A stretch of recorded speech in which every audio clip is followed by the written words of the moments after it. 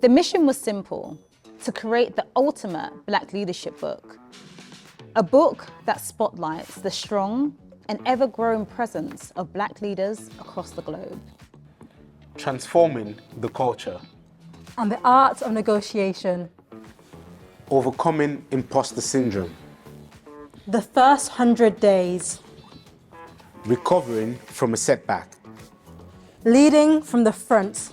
And the power of intuition.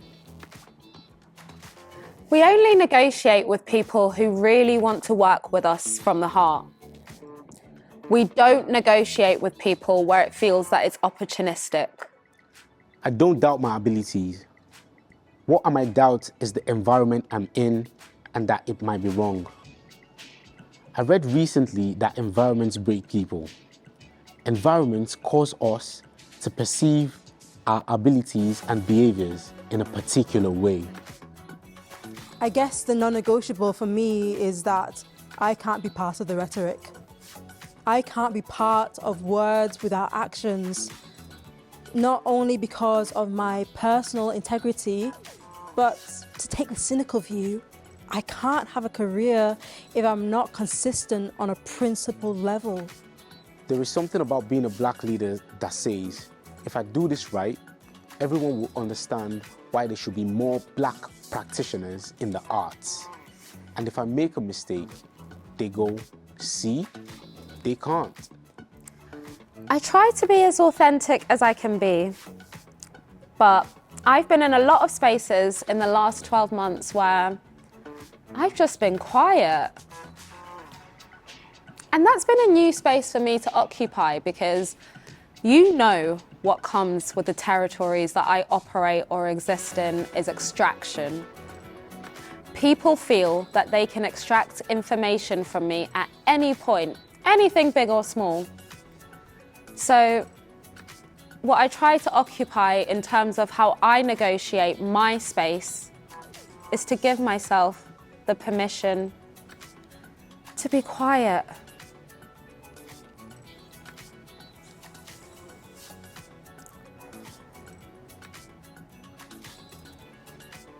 We've been leading.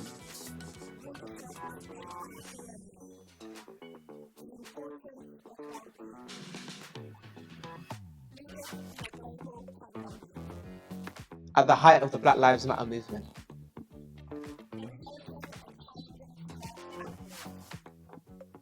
Becoming the first. And the art of negotiation. Succession and legacy. In a really perverse way,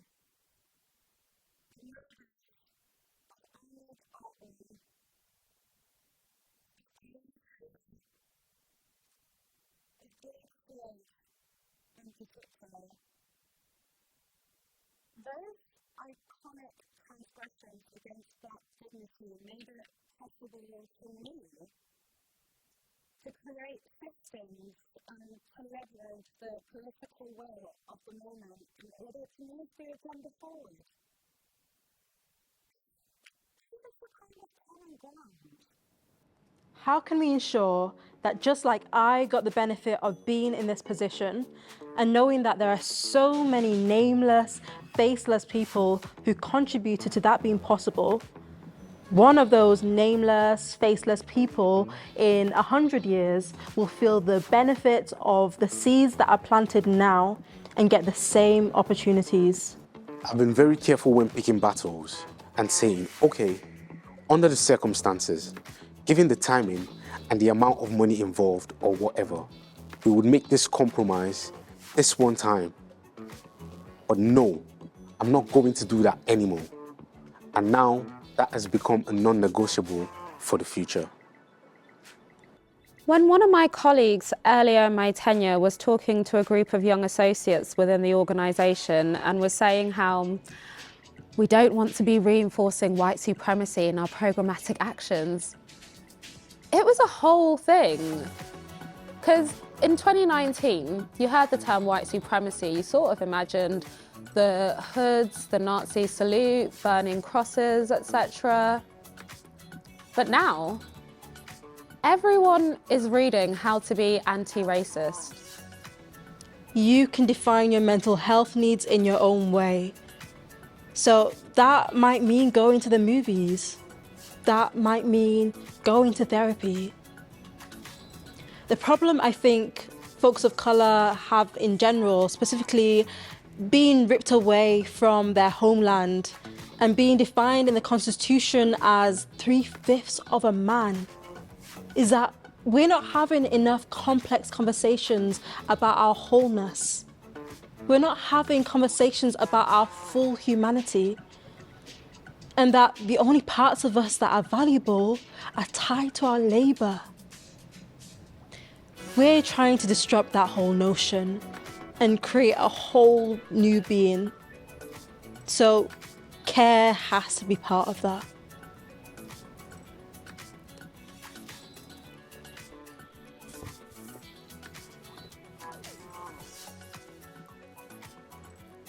What does it mean to open up your arms? And what does it mean to awaken what opening up your arms looks like as a sustained practice that still allows for your heart to be courageously protected, still allows for your body to be courageously seen, still allows your intellect to be courageously kept intact? You're not at war with the system.